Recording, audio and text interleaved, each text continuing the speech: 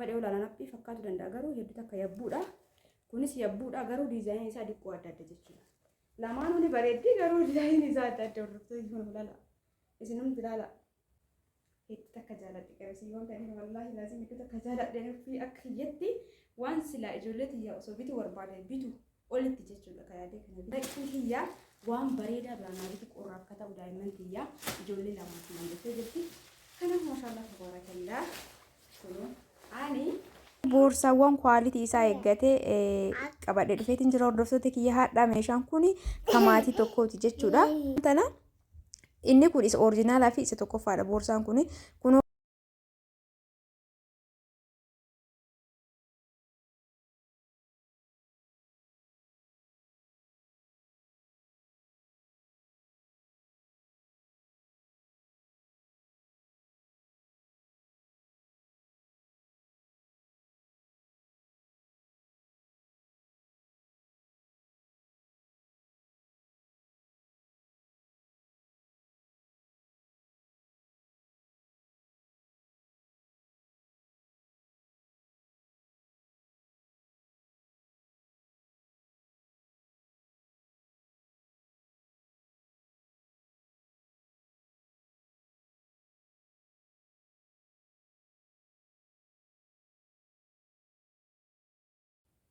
Assalamu alaikum warahmatullahi wabarakatuh. Jirra jirtu walitti jaallatamoo fi kabajamoo akkam jirtan fayyaa keessan yaalaamanni isaanii keessan nagaa isin jecha warroonni biyya alaa jirtanis warroonni biyya keessan cinaa jirtanis hundi keessan bakkuma jirtanitti nageenya isin akka qabu isin jedha. Akkam jirtan mee dalagaa maal fakkaata afyaan akkamii ana bira bareeda alhamdulillah isin jecha. Egaa hordoftoota kiyyaadha viidiyoo ajaa'ibaa takka viidiyoo hedduu takka isinitti toltuu fi isin gammachiisti jedhee yaadota qabadhee isin dhufeetiin jira.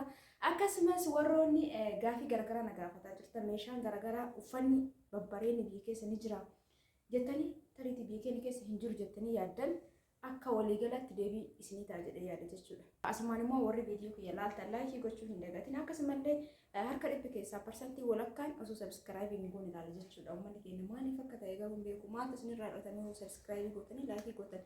Egaa viidiyoo nama kamiyyuu jechuudha. Namni kamuu YouTube irra akka hojjetu nama keessan keessatti nama Oromoo tokko shamarran Oromoo ta'e dargaggoo Oromoo ta'e gootanii sabskraayibii gootanii osoo guddistanii maal rakkina qabu mata akka rakkina qabu. Walaakin naafuu asaas hin baay'isu. Zeena kana immoo maatii kiyya ta'uudhaan viidiyoo kiyya daawwachaa jira babbareedaa na barreessaa jirtan akkasumallee mootuu keessan dhuftanii na galateeffattan hedduu takka isin jaaladha mara keessanii jechuudha. Hordoftoota kiyya itti aansee warroonni jalqabarree na waliin turtan hundi keessan warri na daawwattan warri yaada na barreessitan hedduu takka isin jaaladha isin jedha. Meeshaalee ta'a garuu addatti isiniif argisiisuu barbaadeeti uffata jechuudha. Uffata daa'immanii uffata haalaan namatti toluu fi uffata kwaalitii isaa eeggate jechuudha. Qabadhee dhufeetiin jira. Achi keessa uffanni nama guddaallee jira. Hundaafuu turtiin keessan waliin haa ta'u abbaan viidiyoollee haa laallatu. Kanaafuu warri gaafii kana gaafattan ni jira jechuudha.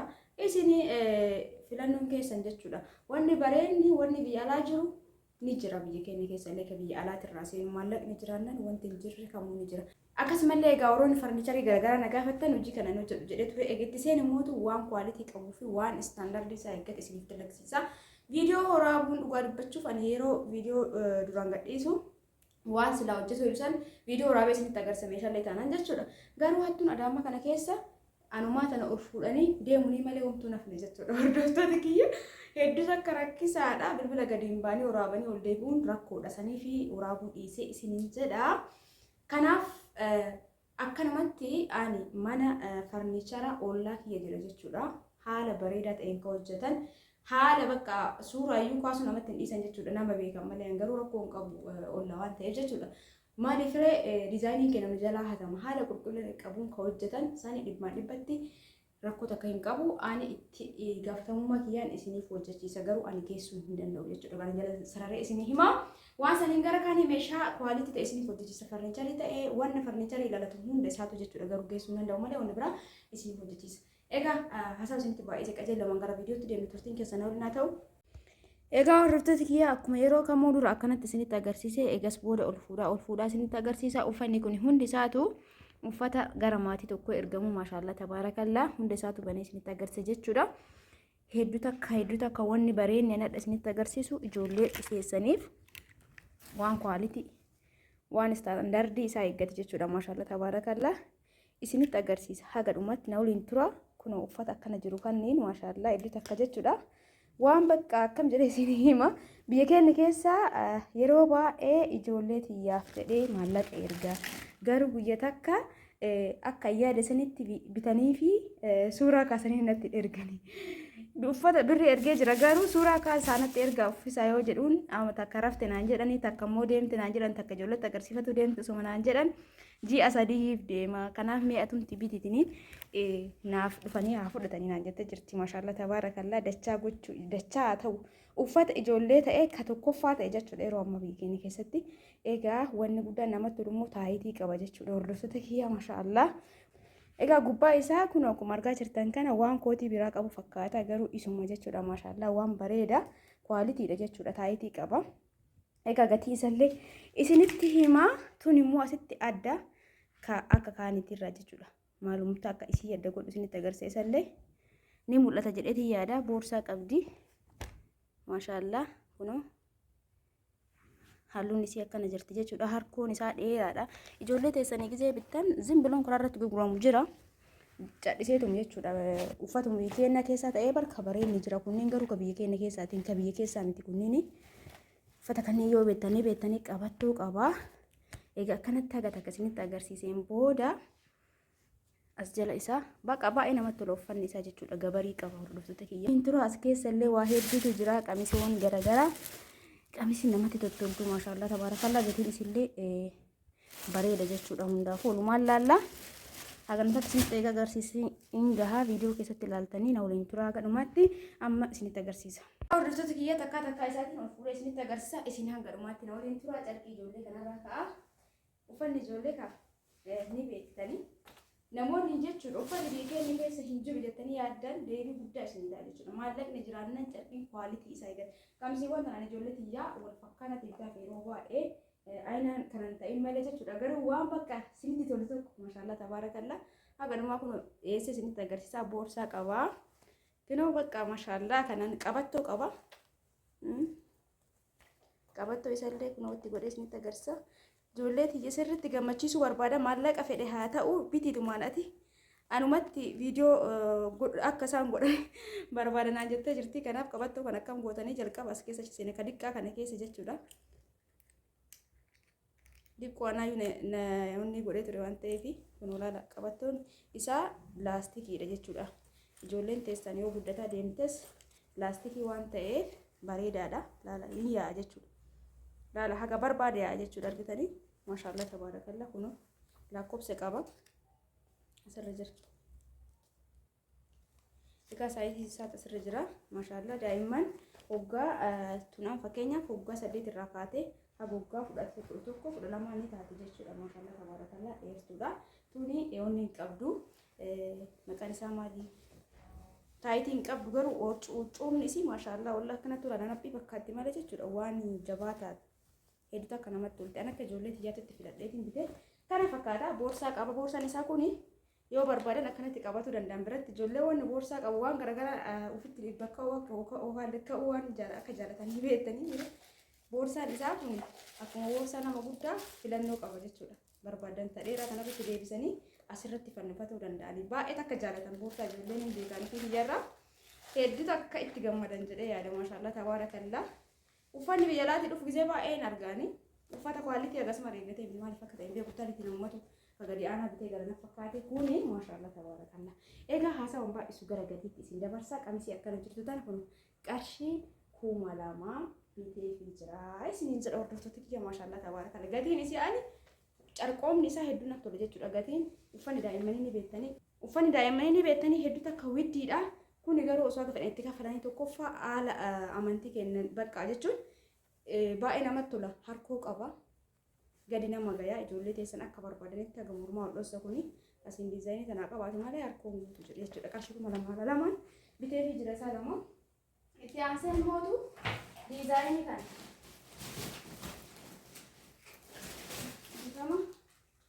Qamisi sadii bitee fi takkaan gabaaf naan jette olli kooma duraa dhufa jiran naan jette. Carqiin reefifti carqiin ammaa kun tokko miti. kuni bakka san jaaladhee bitee jechuudha. Egas booda kanammoo argee jechuudha hordoftoota kiyya. Waa dubbachuuf hordoftoota kiyya namoonni meeshaa garaagaraa namichisaa jirtan maallaqa keessan ergatanii waan bitatu yaadansanii fi maallaqa keessan wal madaalchisaa iddoo takka bakka takka takkatti cinqamutti jira dhugaa dubbachuu fi bakka haga isin yaaddanii san ol godhuuf yaadee hedduu akka gisee itti cinqamutti jira jechuudha hordoftoota kiyya. Qamisiiwwan tan amma sanitti bitee deebi'ee tunniin immoo hedduu takka natti tolte carqoomni isallee furdaadha. Ka ammaa san caalaa jechuudha jechuun diizaayinii isillee hin bareedu. Isinuu argitan maal gochuu isinitti haasa'uu hin barbaachisu.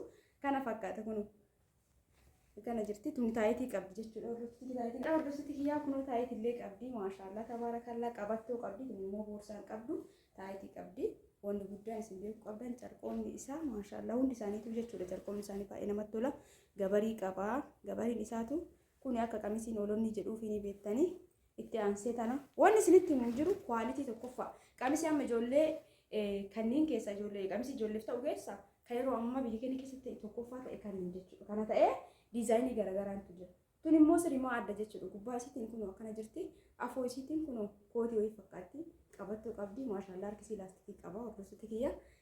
Egaa baay'ee takka isinitti tola jedheeti yaadaa kun qarshii 2,900 bitan jechuudha. Hordofti 3,000 jechuudha qarshii 100 takka. Garuu namatti tola. Maalummaa qamisii unnati qofa osoo hin taane taayitii illee qaba jechuudha. Egaa shamarran keessattuu namni ijoollee dubaraa qabdan waan akka taayitii waan akka qumxaa garaagaraa bituuf hin dagatina taayitii qaba jechuudha. Qamisiin kun karee fi wajjin garaagarummaa isaa taayitii marratti diqqoo carqoomni isallee kun wal bira qabdanii ilaaluu dandeettan jechuudha. Kunis akka laaltan kanaa miti yabbuudha jechuudha. Badhee olaalaan haphii fakkaatu danda'a garuu hedduu takka yabbuudha.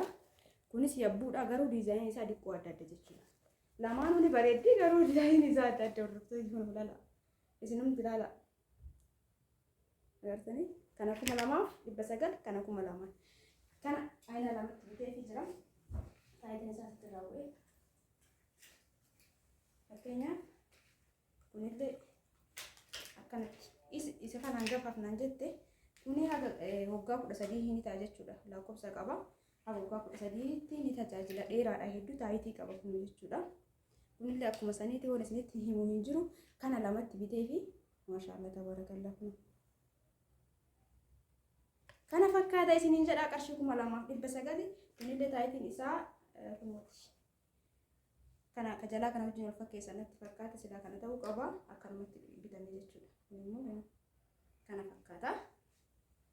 Hedduu takka jaaladhe qabsiiwwan kanneen wallaahi laazim hedduu takka jaaladhe fi akka hiyyatti waan silaa ijoollee tiyyaa osoo bituu barbaade bitu olitti jechuudha. Kan yaadee kana bite maallaqni keessa waan ta'eef ijoollee teessan akkuma waan alaa dhufe caalaa xiraatii qaba jechuudha. Meeshaan kun isa kwaalitii ta'edha.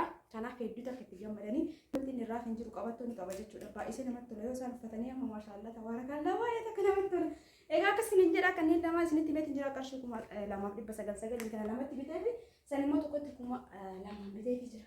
Egaa carqii ijoollee kan fakkaata osoo hin geessin dura asitti kootiitu jira. Kootii haadhaatu jira kan ijoollee kan itti geessa dura. Egaa kootii qorraaf ta'u giraanaadhi. Giraanaadhi kootii qorraaf ta'u maallaqni kiyyaa waan bareedaa giraanaadhi qorraaf akka ta'u daa'imman kiyyaa ijoollee lamaaf mallattee jirti.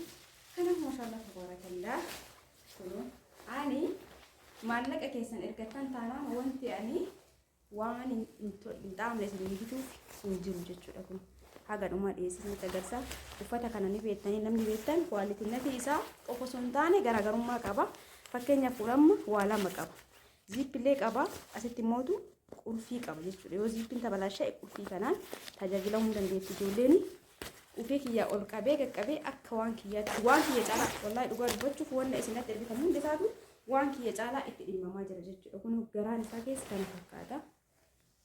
Bitanii maashaallah isa tokkoffaa egaa hordoftoota kana fakkaata dirri isaa kana fakkaata akkuma argaa jirtan kana wanni isaa saayiziin isaa kunuuti XL'dha. Deebi'ee mootu inni kun irraa baya yoo amma fakkeenyaaf kun itti toluu baate kana irraa baastee kaa'uu dandeetti jechuudha. Egaa kan isiniin jedha hordoftoota kiyya bakka kanatti dhiifama guddaa kan hawwattan abdiin qaba. Maaliif jennaan viidiyoo waraabee oguu geessu sa'aatii gara tokkoo gara sa'a tokko deeme jechuudha. Na barateera waan tokko hubachiisuun xiqqoo takka achirratti qajeelumaan gatii meeshaa osoo hime daqiiqaa gabaabatti xumura. Garuu immoo ibsuu dirqamallee qaba waan ta'eef jechuudha. Daqiiqaa waan irratti amma sagalee san irraa dhaamsee akka rawaatti kun irratti hidhaa jira jechuudha. Daqiiqaa amma dubbataa jiru kanarraa ka duraa normaalima. Egaa kootii kana isin ibseetiin jira maashaallah tabaarakallaa uffata ijoolleedha gizee bittan kootiin kun keessattuu naannoon isin jiraattan murteessaadha. Qabattollee qabaa kun akkuma argitan kana isa tokkoffaadha. Kanaaf koofiyyaa gizee barbaadde irraa baastee kaa'uu dandeetti. Kanaafuu haala kanaan godhee waan akkana namatti tolu kana biteef hin jira. Isin jedha dhiifama guddaa. Akkana isin jedha hordoftoota kiyyaa kootii lama biteef kunillee kanuma garuu diqqoo saayiziin isaa kaan irra diqqaadha. Diqqooma jechuudha baay'ee osoo hin ta'in saayizii lakkoofsa lama akkasiin garaagarummaa qaba. Kaanii carqoomni isaa tokkuma jechuudha. Ziippii qabaatee qulfii qabaatuun isaa kun bareedaadha. Gargariin qulfii qofa qaba. Gargariin immoo ziippii qofa qaba. Kun garuu laachuu qaba. Yoo ziippiin tabalaashee qulfiin fayyadamanii garaan isaa keessi kana fakkaata jechuudha. Hordoftoota kiyyaa tokkoma kama duraa sanii qarshii 2,200 biteefii jira. Akka kanaa gadi qarshii 1,800 qarshii 1,700 jira. Garuu inni suni akkanuma ta'ee garaan isaa keessi akkanaa miti jechuudha. Qulfiifoonni kanallee bakka takkatti hin qabu. Garuu haga qarshii 1,700 jira. Itti aansee kootii hawwataa kana haadha xiyyaafillee kootii shaamizii tanni naa bitinaan jettee jirti shurraabii. Shurraabiin kanarra jajjabaanii jira. Kan ofii kiyyaa jaaladhee filadhe tokko garuu qulfii hin qabu jechuudha. Inni wanni qaba. Akka gaawonii ta'ee furdaadha kanarra. Qulfii hin qabu jechuudha. Isa jaaladhee ture garuu inni qulfii hin qabu tunis bareeda. Yeroo bitu san jechuudha nama mormaa ture achitti hara kun nama hawwataan ta'u jedhee garuu godhee olaalu ni yaati jechuudha. Yeroo jalqabaatiif bite waan ta'eef kootiiwwan tanniin yeroo bitu san dhiqoo isii kun diqqaadha jedha ture garuu godhee ilaalee ni yaa'u jechuudha. Kun kiisillee qaba namatti tolti. Kanarra jabaa ni jira argee jira. Gatiin isallee tokko miti. Garuu mootu wanni hin qabu sun qulfii fi kiisii hin qabu. Wanni qaba ka mudhiin hidhatan qaba jechuudha. Sun immoo hawwata keenya yeroo baay'ee hidhatuuf ittiin tolu akkasitti akka keenyaa sanitti jechuudha. Kanatu itti tola. Tana bitanii isa akka dabalataatti bituu fi dandeettan jechuudha. Hordoftoota kiyyaa kana qarshii 850 biteefii jira. Isaa tokko jechuudha. Itti aansee qamisiiwwan kana dhiyoollee bitee ture nama baay'ee viidiyoo hin waraabne biizii ta'eeti dhiifama guddaa warroonni mootu meeshaalee na biraa qabdan viidiyoo isin hin waraabin na hubadhaa isin hin jedha ka isin dura namni isin duraa waan jiruuf waraabaa hin jirre. Egaa qamisiin kun bal'aadha nama kamittuu ta'a maashaallah tabaarakallaa. Halluun isallee waan diimaan jaaladhu garuu kun diimaa miti gara mixmixaa kalaritti siqa. Halluu mixmixaatti siqa. Egaa kun carqii babal'aa jaaladha. Uumama kiyyatti carqii nama qabatu hin jaaladhu. Waan ofii jaaladhu akka bitaa jira. Kana ta'ee namni baay'ee nama fakkeenyaaf harkarraa fi mudhiirraa laastikii kan qabne harka bal'atu tokko nu bitinaan jedhani. Garuu inni sun yoonni hin qabu gabariin hin qabu hordoftoota gabariin isaanii jira garuu jilbaa oli jechuudha. Gabariin isaa hedduu akka nama saarfachiisa. Uffanni kun yoo beektan haphiidha. Kunis haphiidha. Garuu kun yoonni qaba. Libsiin isaa hagada kana jilbaa gadi jechuudha.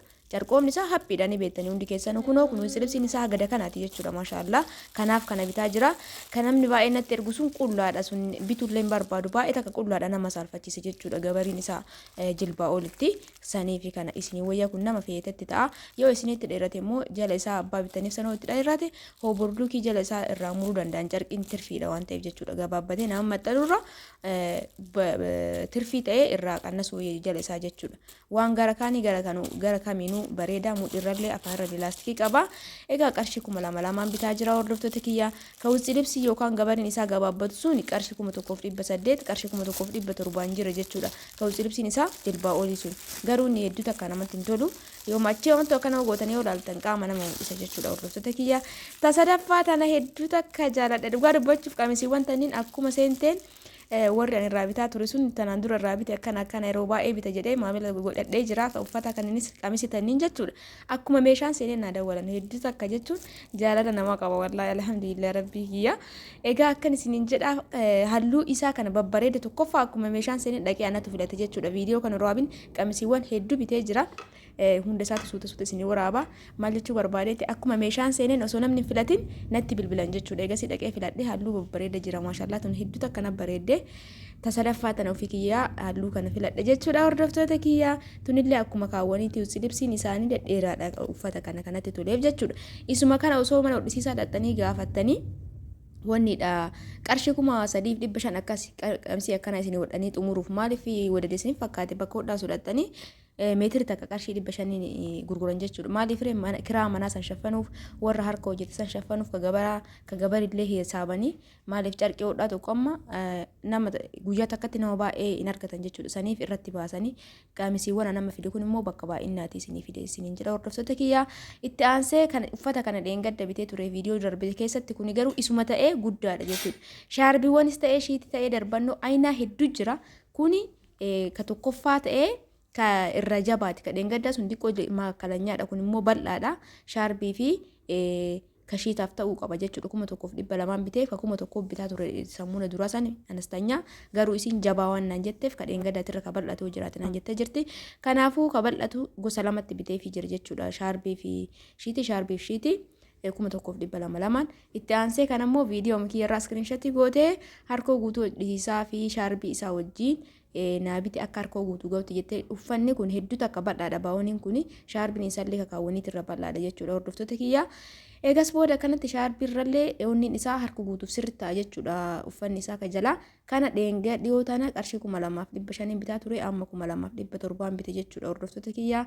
Kunoo maashaallah tabaarakallaa hedduu takka namatti tola. Egaa viidiyoo kana ganama gadhiiseen ture garuu sagalee irratti hidhe kana biizii ture dhugaa dubbachuuf baay'ee olii gad oofaa ture biiziidha. Sagalee isaa sirriin goone ariifachiisee garuu mootu sagalee irratti wal jala daddabare jechuudha. Saniif akka raawwatitti dhagadhamma gadhiisaa jira jechuudha. Akkuma gadhiisee naqee. Egaa hundi keessanuu hanga dhumaatti ilaalaa laayikii sheerii gochuu hin dagatina.